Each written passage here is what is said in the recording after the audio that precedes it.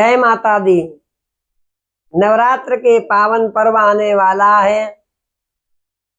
सभी की इच्छा रहती है हम भी पाठ करें।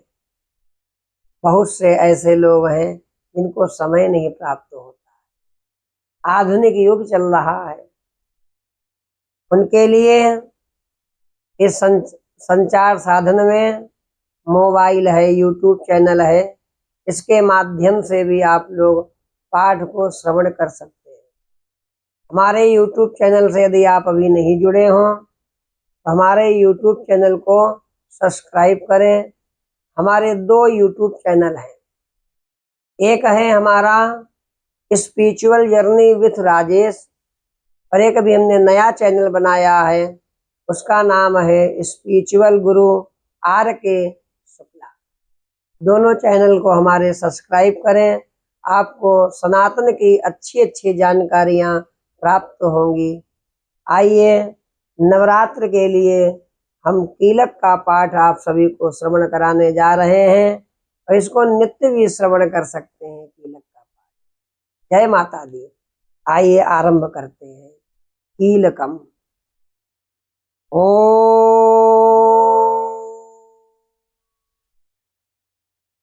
अस्य श्री कीलक मंत्रस्य शिवऋषिः अनुष्ठुप छन्दः श्री महासरस्वती देवता श्री जगदम्बा प्रीत्यर्थम सप्तशती पाठांगत्वेन जपे विनियोगः। ओम नमश्चंडिकायै। मार्कंडे उवाच विशुद्ध ज्ञान देहाय त्रिवेदी दिव्य चक्षुषे श्रेयः प्राप्ति निमित्ताय नमः सोमार्धधारिणे। सबसे पहले भगवती चंडिका माता को प्रणाम है। हाथ जोड़कर सिर निवाकर माता को नमस्कार सबसे पहले करना चाहिए। मार्कंडेय ऋषि कहते हैं कि विशुद्ध ज्ञान ही जिसका शरीर है, तीनों वेद ही जिनके 3 दिव्य नेत्र हैं, जो कल्याण प्राप्ति के हेतु हैं, तथा अपने मस्तक पर अर्धचंद्र का मुकुट धारण करते हैं, उन भगवान शिव को नमस्कार है। भोले बाबा को बारंबार नमस्कार है। मंत्रों का जो अभी कीलक है, अर्थात मंत्रों की सिद्धि में विघ्न उपस्थित करने वाले साप रूपी कीलक का जो निवारण करने वाला है, उस सप्तशती स्तोत्र को संपूर्ण रूप से जानना चाहिए। यद्यपि सप्तशती के अतिरिक्त अन्य मंत्रों के जप में भी जो निरंतर लगा रहता है, वह भी कल्याण का भागी होता है। उसके भी उच्चाटन आदि कर्म सिद्ध होते हैं तथा उसे भी समस्त दुर्लभ वस्तुओं की प्राप्ति हो जाती है। तथापि जो अन्य मंत्रों का जप ना करके केवल इस सप्तशती नामक स्तोत्र से ही देवी की स्तुति करते हैं, उन्हें स्तुति मात्र से ही सच्चिदानंद स्वरूपिणी देवी सिद्ध हो जाती है। उन्हें अपने कार्य की सिद्धि के लिए मंत्र, औषधि, अन्य किसी साधन के उपयोग की आवश्यकता नहीं रहती। बिना जप के ही उनके उच्चाटन आदि समस्त आभिचारिक कर्म सिद्ध हो जाते हैं।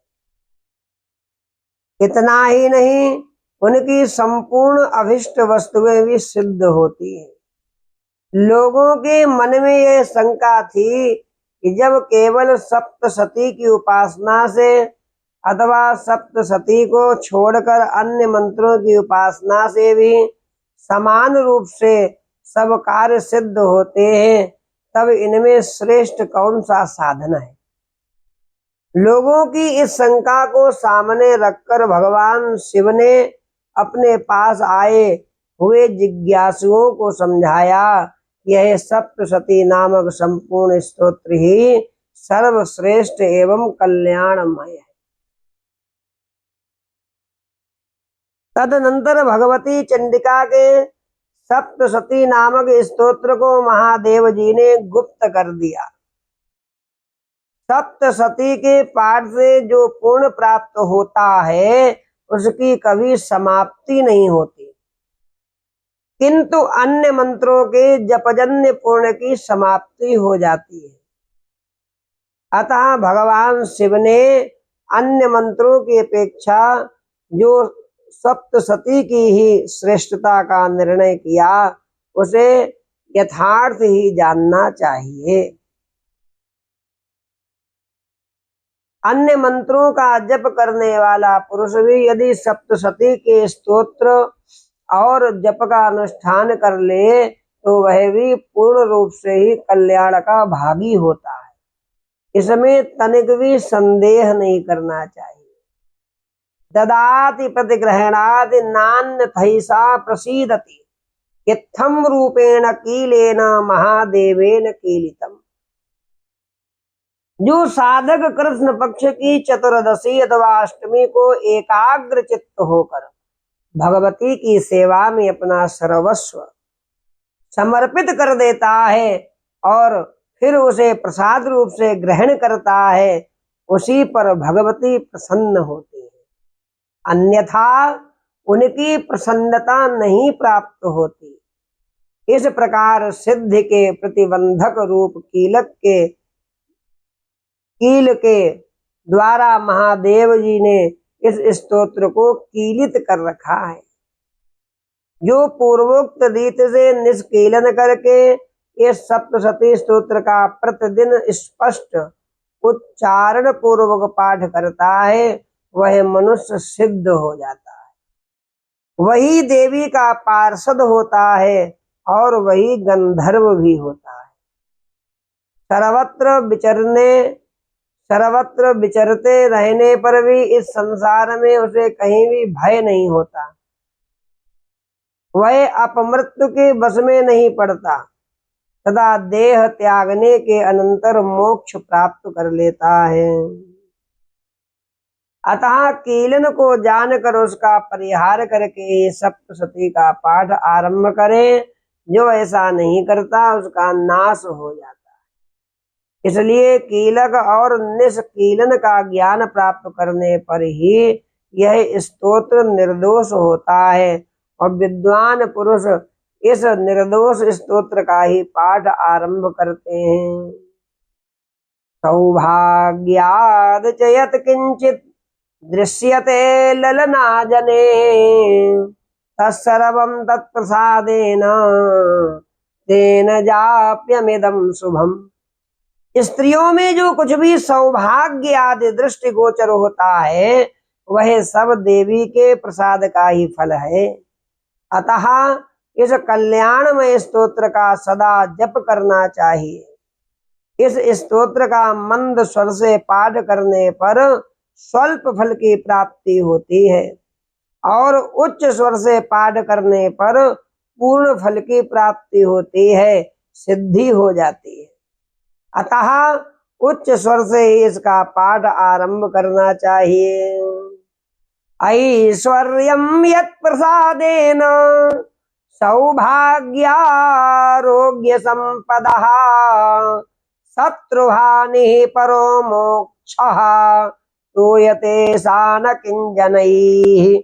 ओम। जिनके प्रसाद से ऐश्वर्य, सौभाग्य, आरोग्य, संपत्ति, शत्रुनाश तथा परम मोक्ष की भी सिद्धि होती है, उन कल्याणमयी जगदम्बा की स्तुति मनुष्य क्यों नहीं करते हैं। बोलिए दुर्गा मैया की जय। यह आपने कीलक का पाठ श्रवण किया।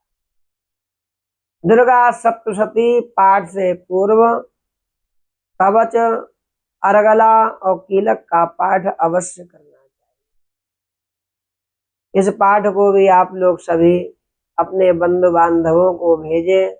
यदि अभी हमारे चैनल से नहीं जुड़े हैं, सब्सक्राइब नहीं किया है तो चैनल को अवश्य सब्सक्राइब करें और माता की कृपा आपके जीवन में अवश्य होगी। जय माता दी, नमः पार्वती पतये हर हर महादेव हर।